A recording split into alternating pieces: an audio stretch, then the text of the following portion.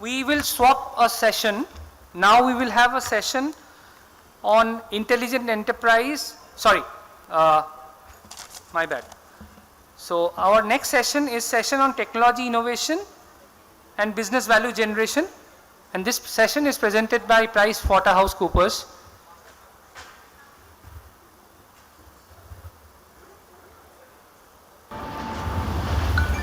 It's all over the news.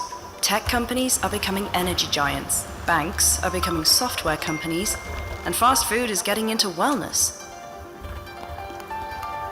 At PwC, we're making sure you're ready for what's next.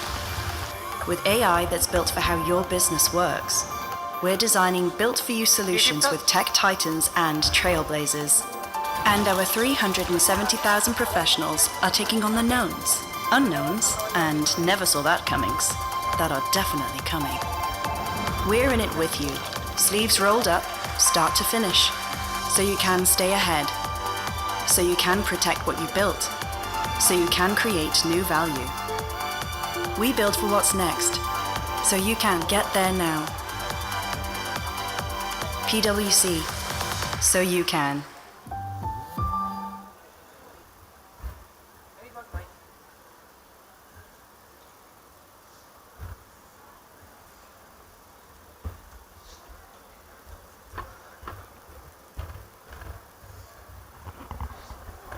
Okay, over to you, Mr. Mukherjee.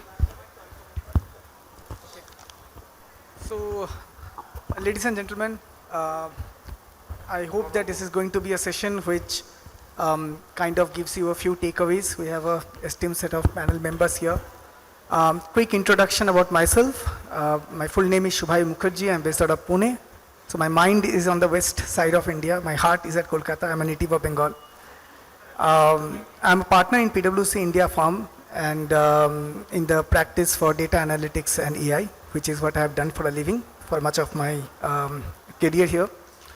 My job is to connect the dots between products, platforms, technology, and process, and most importantly, business strategy, and help create value, basically value realization for our clients, and bring the ideas that are discussed in the boardrooms and CXO meetings into realization through the right combination of process, people, technology, and platforms. I will take the opportunity first to introduce the panel members, and we have a set of interesting conversations that are going to come up subsequently, so keep yourself tuned. Okay, so first I would like to introduce Ankur Jain. Ankur Jain is a revenue growth leader and an ISB alumnus specializing in scaling multi-million-dollar portfolios and executing $230 million plus dollars in strategic deals. As a principal at Quest AI, he leads the deployment of enterprise AI-driven solutions for Fortune 500 clients, and his domain expertise spans P&L leadership, digital transformation, and business strategy across manufacturing, retail, technology, and energy sectors. Backed by a strong foundation and managing complex revenue portfolios and advising executive leadership, he focuses on architecting next-generation AI and technology deals to drive cross-functional enterprise value. Saikat Ghosh is currently the regional manager at CrowdStrike, overseeing operations across Eastern India and Bangladesh. His career began in networking and project management before he transitioned into systems engineering and subsequently his current role in sales. This professional journey has allowed Saikat to evolve from managing data connectivity and routing to protecting and fortifying critical information against sophisticated modern threats. Anurita Das is the founder and CEO of Genovation, a deep tech AI startup building privacy setup, first agentic AI solution for mission critical sectors.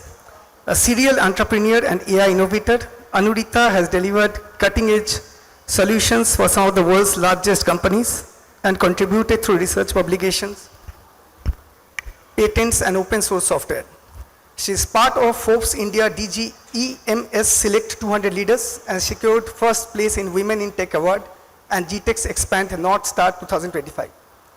Anuj Verma has over 22 years of experience in diverse sectors and is currently working in NVIDIA for the last 5 years. In his current role, Anuj works as a strategic AI and infrastructure partner focused on accelerating digital transformation journeys for India's largest conglomerates and automotive giants through NVIDIA's accelerated computing platform.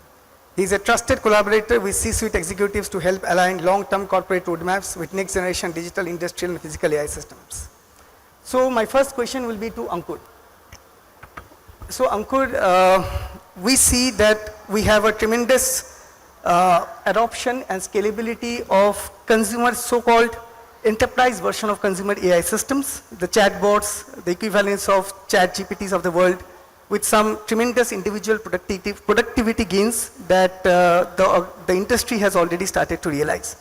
So this is in the area of shipping codes, softwares, information extraction, processing, shipping text faster, quicker, better.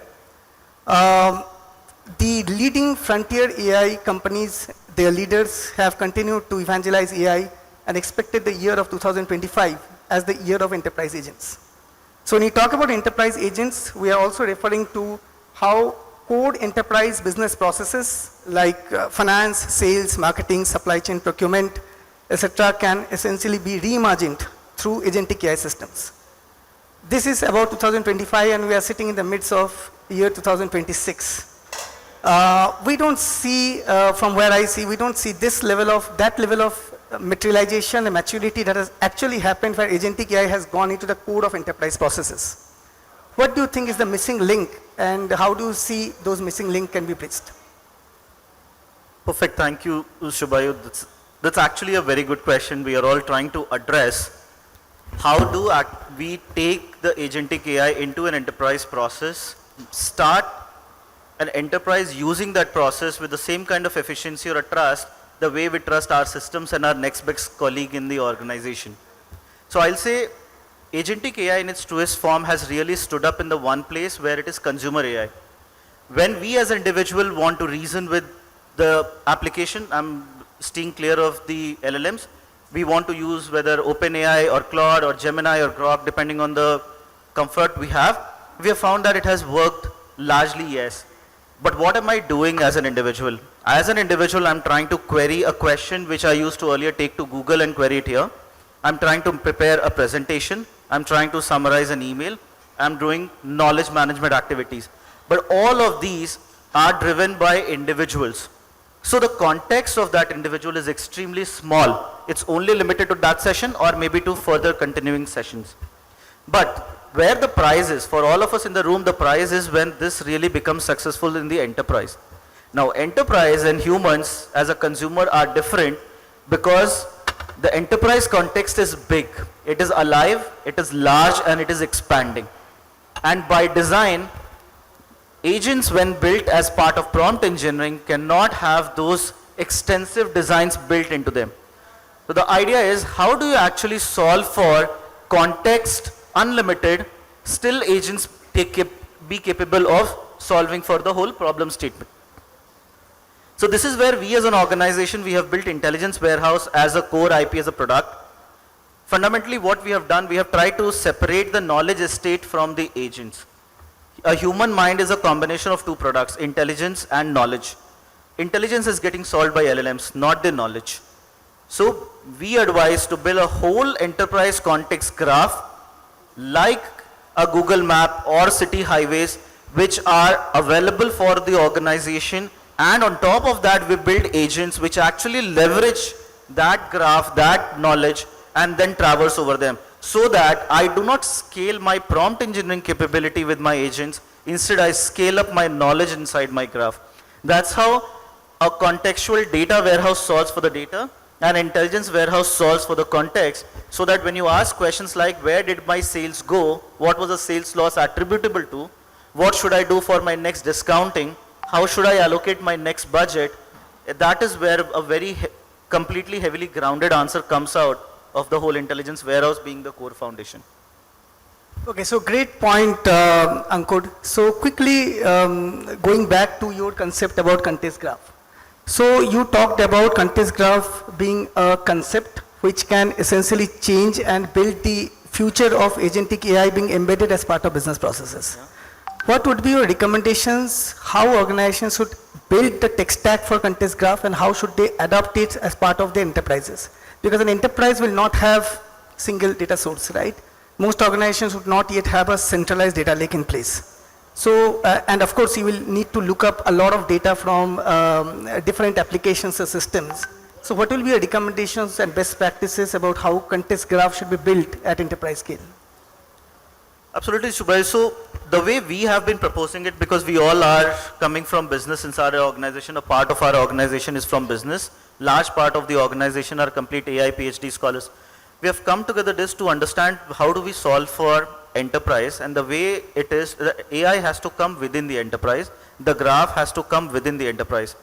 Now, the core ideation behind the whole process is our platform is cloud agnostic and LLM agnostic. We are not trying to align to a particular technology. The idea is we need to align to enterprise, and that is where you should build an intelligence warehouse, a context graph decoupled of the data lake architecture.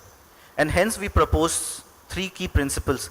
First, we build context graph process and decision blueprint upwards, not data upwards. So in our process, the data comes much later in the hydration phase only to solve what the platform has already learned. Second, human is not a clerk in our setup, human is an enabler. Because ultimately humans have to solve for the decisions that the platform will come up with. Platform will come up with decisions, but it cannot take those decisions. Who will do those kind of analysis? So human always in the loop as an owner and not as a de facto taking only an action which when recommended. So more like a clerk philosophy. And third most important part is that we should always think of decoupling my core territory, which is my knowledge graph, which is core DNA to me. That is where the differentiation happens. Just like humans, 99.7% of our genealogy is same, but 0.3% is what differentiates us as a race. This is where enterprises are also different. A retail to a retail, but that last 0.3% is where the secret sauce lies. Hence the context graph should be hardly decoupled, should be owned by as an organization as an independent knowledge estate. That is what I would recommend as best practices, as fundamental principles. Okay, thank you, Ankur. Ankur, I will come to Saikat now. So, Ankur talked about context graph and how context graphs can be hydrated through knowledge graphs with different data points, with decision processes, decision nodes, business logic. It also means that we are essentially digitally imprinting the brains of employees and the decision makers as part of agents. And these are digital agents. And these digital agents are also going to communicate with internal and external stakeholders in the organization. And when I say stakeholders, it no longer means only humans, it also includes agents. Does that not create a massive security threat to the agentic systems itself? Because now those threats, so far in the traditional world, when we are thinking about security threat, it is always the tools, but seldom the human brain. Now that the human brain gets digitally imprinted, if you are able to attack the digital brain of agents, which has access and privileges to interact, not only plan, reason, but also act and execute commands, are we not creating a massive security threat in the world of enterprise, in the world of enterprises which are going to be AI ready very soon? Absolutely correct, Shubhayu. So just to build on that point, if you see AI agent security, the agentic security is a new genome.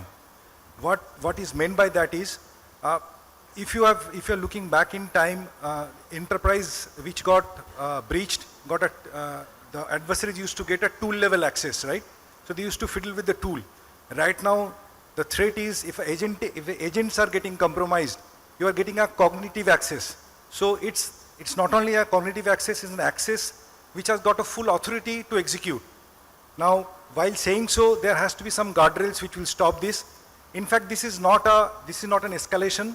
This is something which is changing the entire attack vector for the entire industry, security industry. Now, how do we stop them? You have to detect them, you have to mitigate them, and you have to remediate them. Now, when I say AI agent, if you see AI agent will behave very, very properly, like absolutely in the proper fashion if it is monitored. If it is not monitored, it will drift. There will drift in behavior. So while I say this drift, there has to be a baselining of what security agents should do. When we do an implementation of AI agents, there has to be some baselining. Right now, there is no standard baselining which we do in the AI agentic world. Now, when I do a baselining, I need to understand what are the audit trails which every prompt and context injections are happening across the industry, across the architecture. So we keep a trail of what is happening. We understand the agentic behavior.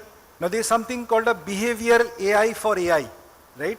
Normal behavior for AI is not the one which you are looking at. It's behavioral AI for AI. Reason for that is agents get permission to execute legitimate task, but look at a situation when it gets compromised, the scale at which it will execute will be going beyond control. So guardrails to stop this in terms of the blast radius of the AI agents to work in the environment, to understand their behavior, to understand their agentic intention. See, for an AI agent, it is not that, it should not be asking like what agent has done. The question should be what agents are trying to accomplish. So there is something which so agentic AI agents are not semantic, are not syntactic, they are semantic. So when I say semantic, it goes by its own logic when it is not monitored. So right now in this cybersecurity world, we are moving towards a situation where from a normal EDR, from a normal endpoint detection, we are moving to a place wherein we are giving importance to agentic behavior, agentic intent, and agentic intelligence. So these three things compromise the agentic approach towards the threat for the AI world. Okay, excellent. A follow-up question for you, given that you have a strong legacy in the security control side of it. You talked about monitoring, which is obviously critical, but monitoring itself is not good enough because obviously you touched based upon that agents need to be prevented from taking certain actions and limiting their blast radius. Do you also see a way to reimagine the way the traditional SOC process happens, not just preventing and monitoring AI agents, but also looking at how the SOC process itself can be agentified? Okay, so that's exactly what the world is moving towards. We have a traditional SOC concept, right, wherein we say how many agents are required to triage this amount of alerts, right? This is the conversation right now in traditional SOC. Agentic SOC has redefined the entire thing, wherein we are asking for a CISO who asks, I need 10 more analysts to take care of the alerts which are being generated. The discussion right now from the CISO is, I have 10 agents, now what architecture should I implement in my security domain so that I can leverage these 10 agents for 50 more agents so that I move towards a more faster and quicker remediation. So while I say so, agentic SOC is one which is developing with time. We are talking of a L0 to L5 autonomy, wherein the L5 autonomy will ensure that human intervention is required only when a justification is required, rest all will be done by the AI agents. Now in terms of the ROI, see, we start with the traditional SOC, we talk of alerts, we talk of MTTTs, we talk of MTTRs, we talk of analyst fatigue. All these are moving away. These are being replaced by something called, wherein the agentic SOC will talk about how much, what's the breach warranty coverage which I am shrinking to. In terms of the intelligence, the threat intelligence monitoring, where am I right now, other than asking which alerts got triaged at what point of time. So agentic SOC is something which has actually shaken the entire pillar of the entire SOC cost center. It has now become a strategic business multiplier. While I say so, the reason for that is SOC is no longer being measured as a cost center. So while I move forward in time with this agentic SOC, the only thing which will be more predominant and prevalent is the time to respond, the time to detect, and the analyst. We were all talking about analysts moving away. The companies develop a talent and they move off, and they move away.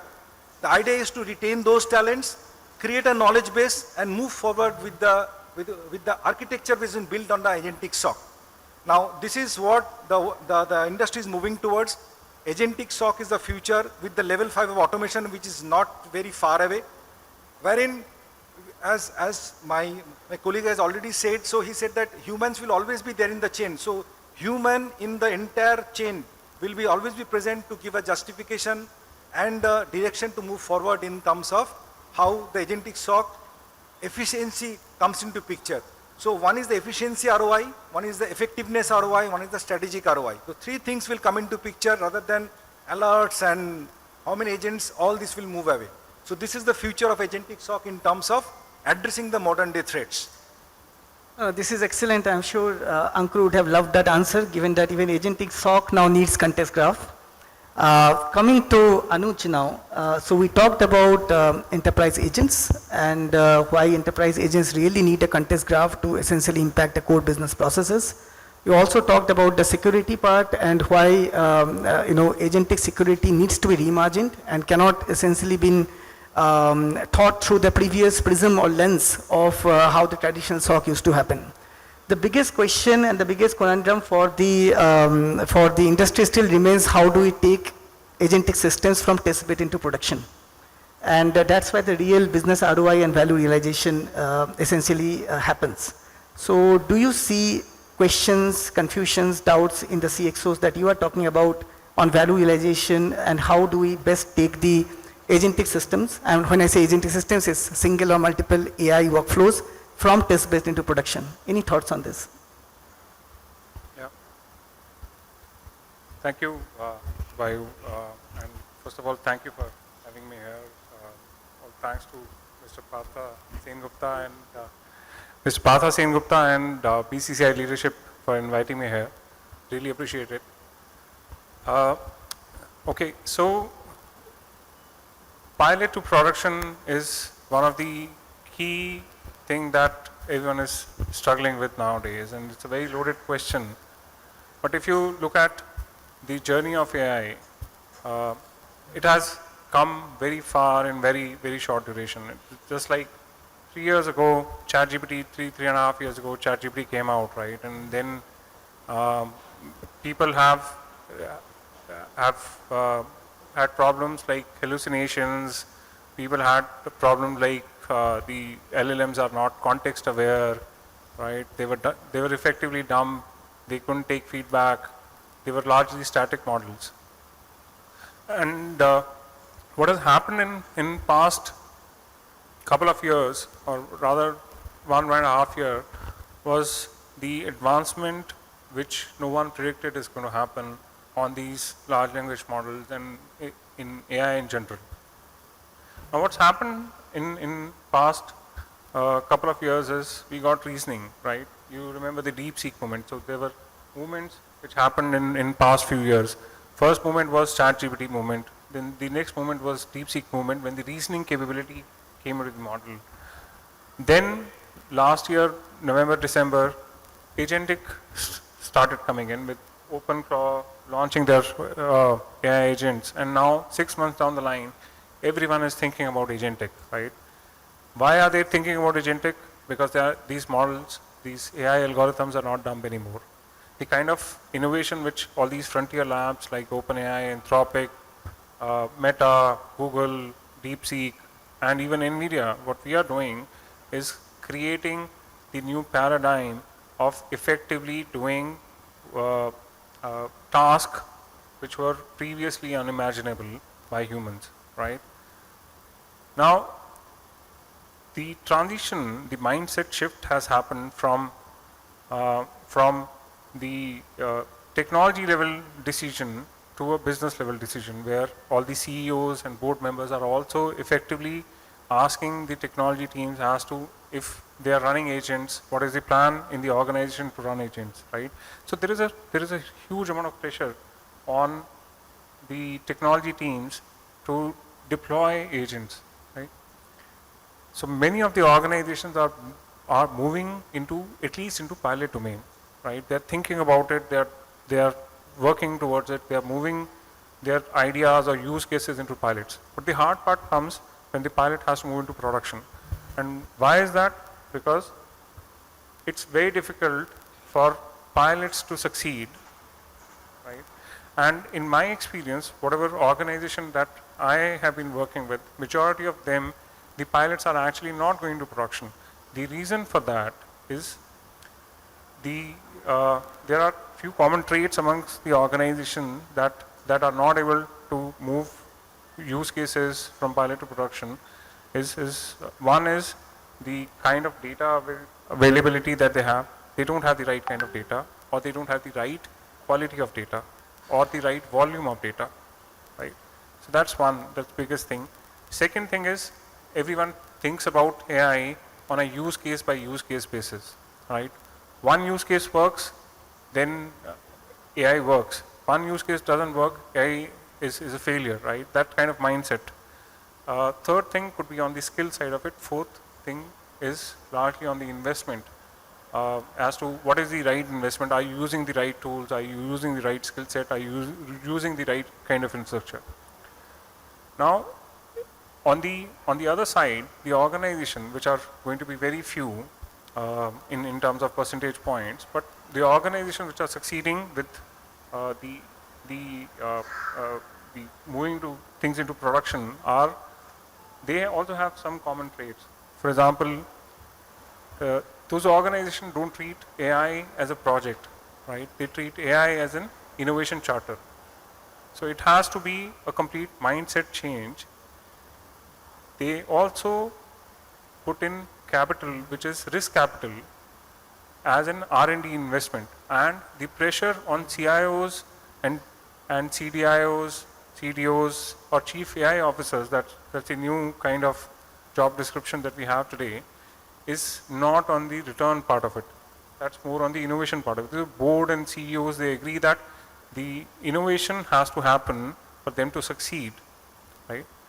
Then people ask very hard questions, right? Before they get into the pilot stage, they ask very hard questions. What, why, and why now? Those kind of questions. What is the single most important problem that the organization is facing? Why, in the sense that why is that problem important to solve, and why that problem needs to be solved by an AI based system. And then why now is basically the urgency of solving that problem. What happens if you don't solve that problem for next 6 months, 1 year, 2 years, 3 years? At times problems have a way of disappearing also. The problem that we face today may not be relevant 2 years down the line, right? So is that an important problem to solve, and is that an important problem to solve now? And lastly, they work very aggressively on getting the data, because without data, you can't really do meaningful AI. So once this mindset shift is there, then the path to production becomes much clearer. Once you have done all the due diligence on the first 4 things, you have the investment, you have the data, you have the reasons, and you have the intent, then those organizations who work on this and they get the board's blessing, they are kind of moving into production very fast. But my advice is that in case you are thinking about it, in case you are working on it, then you need to be nimble and agile. Technology is changing very fast. The pace of technology which has changed in the last 3 years is going to be equivalent to something like what has changed in the last 20 years in the overall technology, or 25 years in overall technology ecosystem, which is outside the AI domain. And things will continue to change. These are still early days. So that's a great answer, but I have a follow-up question on what you mentioned, right? So you talked about innovation, you talked about investments, right? How do organizations plan for investments for building AI solutions and taking that to production? Given that the economics of AI is very unpredictable, it's very difficult to figure out what will be the cost of taking a pilot into production at scale. And we are seeing changes in the way LLMs are costing, changes in the way inferencing tokens are being priced. Any take on the economics of bringing test cases into production for enterprise agents? How should CXOs plan for investments in this area? Yeah, that's a loaded question, actually. Very, very, very important question, because that's the real dilemma that we face. I hope everyone would have seen that movie called Matrix, right? Came in 1999. Keanu Reeves, right? And you remember that scene where there was a red pill and a blue pill that Morpheus offers to Neo, saying that if you take the blue pill, you go back to your blissful ignorance and you behave like nothing has happened, you don't even remember this conversation. But if you take the red pill is basically the uncomfortable truth, right? Where you go into the uncharted territory and try to figure out and make sense of what's happening around you, right?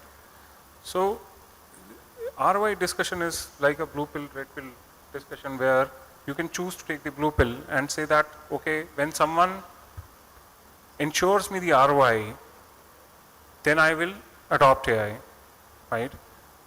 Whereas if someone takes the red pill, then they'll have to go through a hard journey. It's not easy, right? Running right kind of AI at the right cost with the right outcome is not easy. You need to do hard work.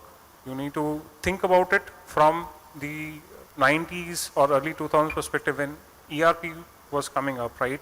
No one asked for ROI from SAP deployment or any ERP deployment at that point in time. No, the board was not asking that, will I get an ROI in 6 months or 9 months or 1 year, right? But today, organization which deployed ERP, whether it was from any of the application vendor, can they live without ERP, right? It took a lot of time for people to adapt or adopt those technologies also. So there is friction, right? As to whether people will accept this or they'll not accept it. But this change is happening.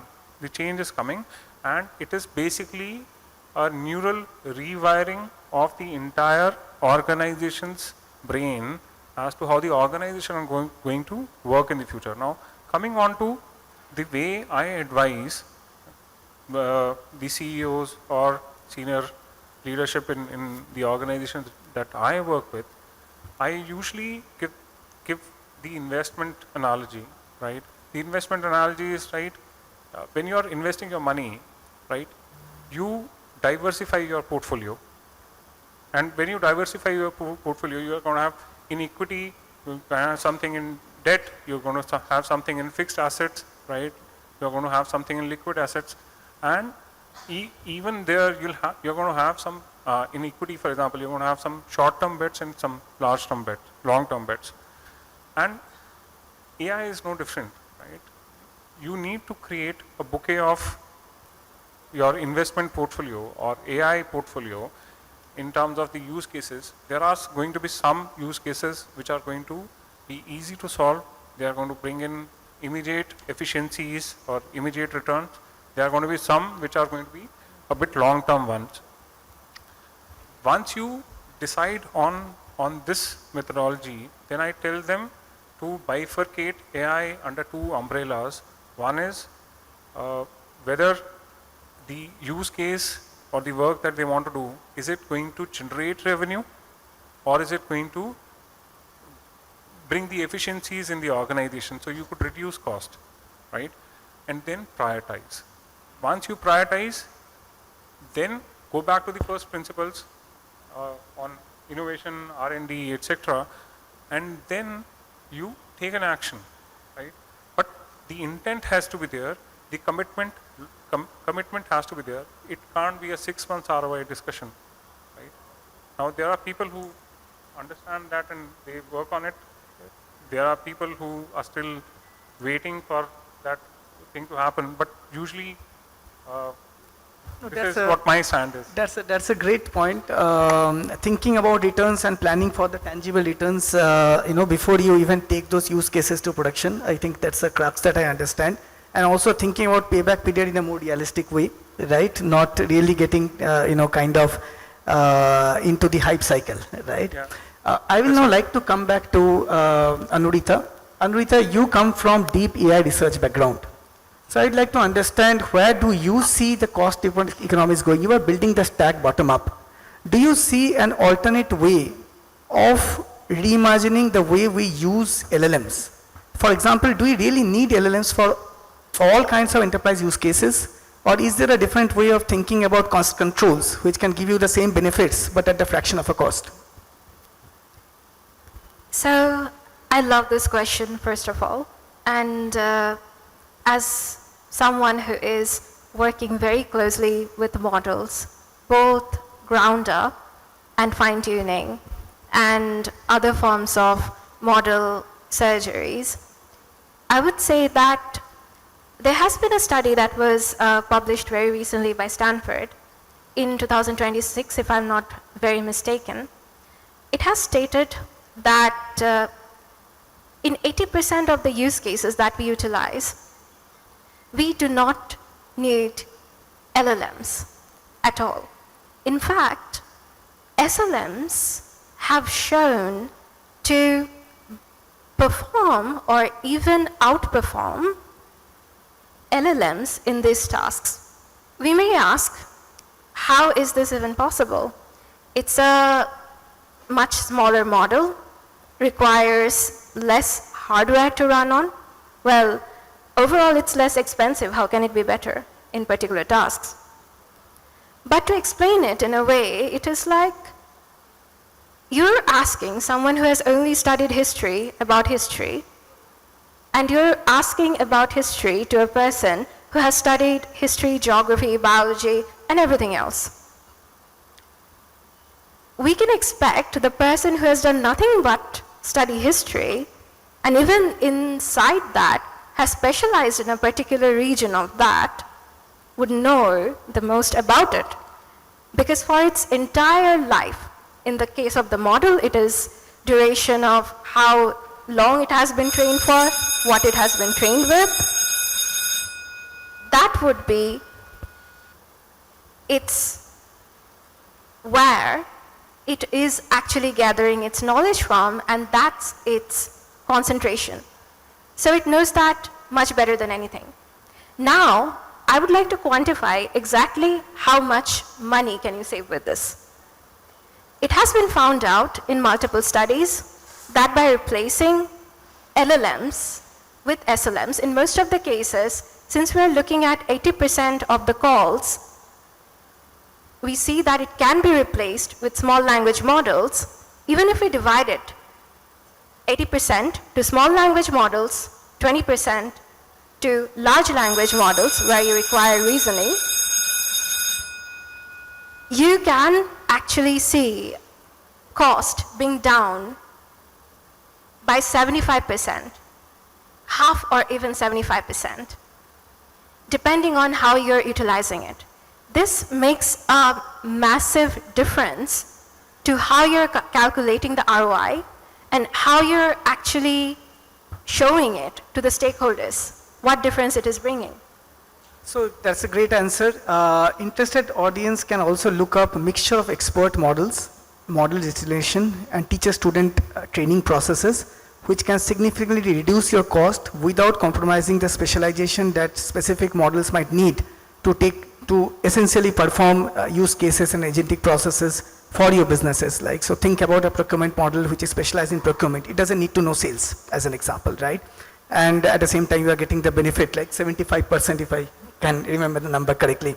So that's a quick round table for all of our panel members. Just to summarize here, Ankur started talking about context graph, and that's the missing link between where organizations are not able to capitalize upon the real capabilities of LLMs in reimagining the core business processes. And then Saikat came in and he talked about the security part of how the security paradigm has to be reimagined in the world of agents, given the threats that agents pose are of very different kind and very different level. And then we had Anuj talking about the pilot to production process, the best practices, what organizations probably need to rethink as part of their strategy, ROI, and payback periods. And then finally we had Arunita talking about the value of SLMs and specialized models and how they can significantly reduce cost. With that, I'm happy to take maybe a couple of questions, if you're comfortable. We don't have time. So that's it for everyone. You may please reach out to the team here for any follow-up discussions that you want to have. Thank you. Thank you so much. I'm sorry to cut down on the questions because I'm terribly running behind schedule. Please stay back, all of you, please. All of them are here. If anyone wants to have any interaction with them, they will be here for some time, so you can have your interactions with them. offline, out of stage here. To do the honors, may I kindly request,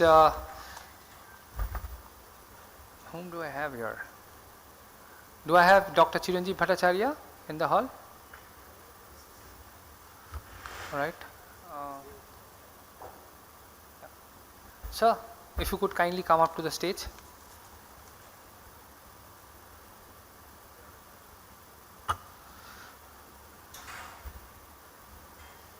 Okay, and also Mr. Prabhat Kumar Dirhangi, if you could kindly come up to the stage. Mr. Dirhangi is also a member of our IT committee and is representing Oracle here. So can we do the honors? Can we start off with Anurita first?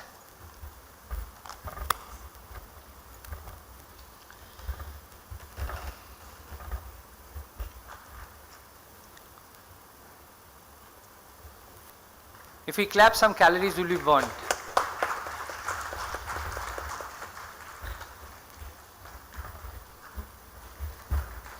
All right, next Mr. Ghosh, Mr. Shoikat Ghosh of CrowdStrike.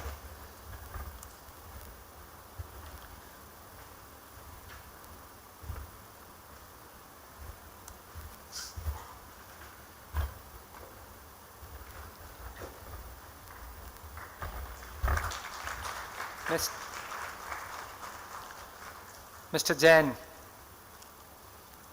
Mr. Ankud Jain.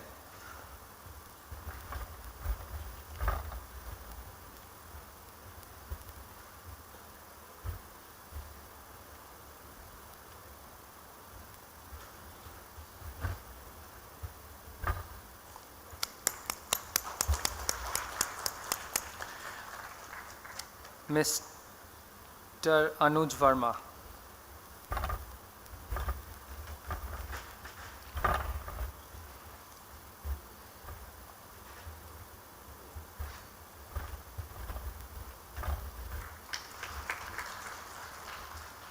And Mr. Shubhayu Mukherjee next. Mr. Shubhayu Mukherjee.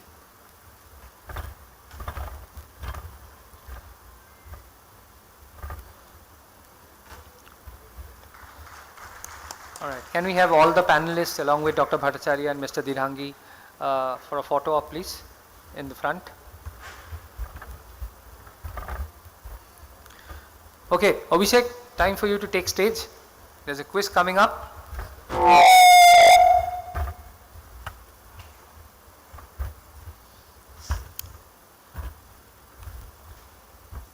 So once the photograph is over, you can take over. 3 questions coming up, chance to win goodies.